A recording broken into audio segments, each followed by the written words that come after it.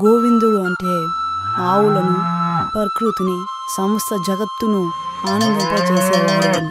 గోవర్ధన పర్వతాన్ని ఎత్తి వర్షం నుండి ప్రజలను రక్షించిన ఘట్టం ఈ పేరుకు మహిమను తెచ్చింది.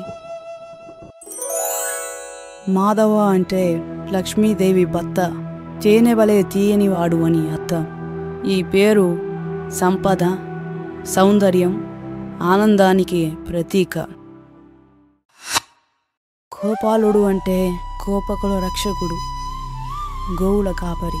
బృందావనంలో చిన్న వయస్సులోనే గోవులను మేపుతూ భక్తుల హృదయాలు గెలుచుకున్న కృష్ణుడు ఈ పేరుతో ప్రఖ్యాతి పొందాడు.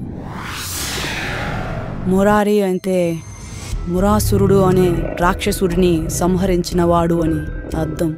దుష్ట శక్తులను సమూలంగా నాశనం చేసి లోకానికి శాంతి చేకూర్చేవాడు అని అర్థం ఈ మురారి అనే పేరుకు ఉన్నది.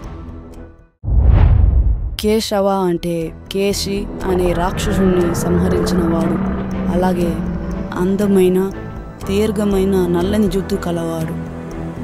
ఆయన రూపం నీలమేఘ శ్యామంగా మిలమిలలాడుతోంది. మధుసూదన అంటే మధు అనే రాక్షసుని సంహరించినవాడు. ఈ పేరు చెడు, అజ్ఞానం, పాపాల వినాశానికి సూచకం. జగన్నాథ అంటే జగత్తునాథుడు, విశ్వాన్ని పాలించేవాడు. ఈ రూపంలో ఆయన ప్రతి భక్తుని హృదయంలో నివసిస్తాడు. వాసుదేవ అంటే వాసుదేవుని కుమారుడు, అలాగే అన్ని జీవులలో నివసించేవాడు అని అర్థం. ఆయన సర్వవ్యాప్తి, సర్వకారణికుడు.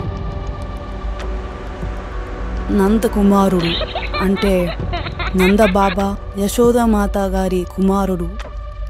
ఆయన చిన్ననాటి చిలిపితనపు చేష్టలతో గోకులాన్ని ఆనందాన్ని పంచేవాడు. దేవకీ నందనుడు అంటే దేవకీదేవి పుత్రుడు. కంస వేదనల్లో పుట్టిన భగవాన్ శ్రీకృష్ణుడు ప్రపంచానికి ధర్మాన్ని పెంచినవాడు.